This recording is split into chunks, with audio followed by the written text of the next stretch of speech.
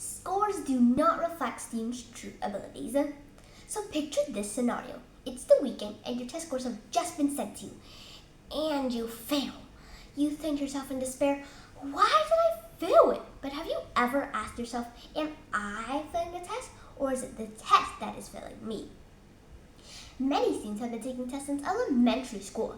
These tests are not concerned about diversity, whether students have a different learning style, background, language mastery, mental health state, or social class, and treat kids as if they're just clones of one person. Pause for a moment and think about it. Do tests really achieve what we think they do? Hi, my name is Phạm Gia Hân. I'm 12 years old, and let me tell you something. Your GPA definitely does not define who you are. So don't worry the next time your teachers or peers say to you, oh, your scores are so low. Because I repeat, your GPA does not define who you are. But why does it not?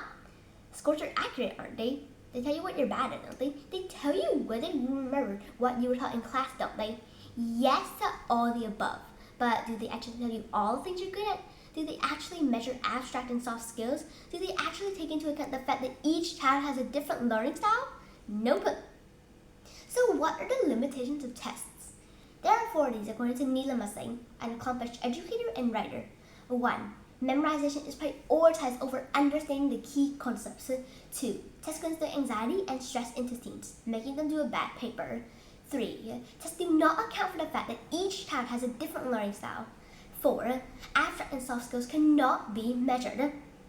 So first, memorization is prioritized. For instance, if a student can remember all the math rules in a math test, their score will be high, even if they have no clue as to how to apply these rules to the real world and grasp their practical use. In the words of Think Academy, this structure rewards memorization, but discourages deeper engagement. As a result, the true extent of students' learning could not be measured. This is the first reason why scores do not reflect students' true abilities. Second, tests can instill anxiety and stress into students. Fear can alter students' performance no matter how well they have studied, leading to a low score.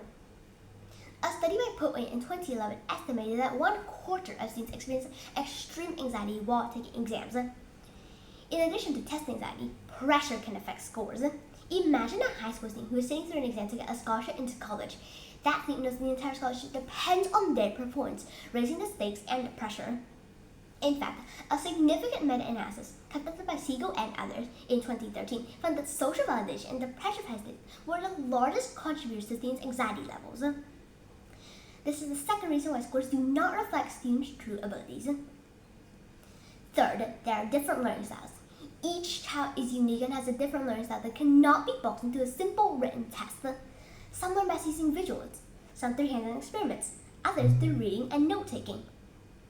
Standardized tests do not take this aspect into account. Backing this up, Maya Edmonds, writing for the Southerner, states that while someone could learn well while taking a test, other people may be the exact opposite. This is the third reason why scores do not reflect students' true abilities. Fourth, abstract and soft skills cannot be measured. For example, a child could be at the bottom of the class when it comes to testing, but could be the best of the class at spinning original tales and problem solving in an efficient way. The rigid exams that students take do not take this aspect into account. These skills are a few of the most important skills needed in the workplace for a more developed future. And this is the fourth reason why scores do not reflect students' true abilities. So overall, a word of advice to you: don't take your scores too seriously.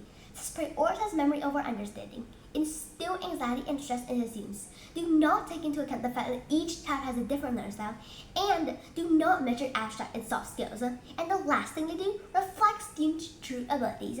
Thank you.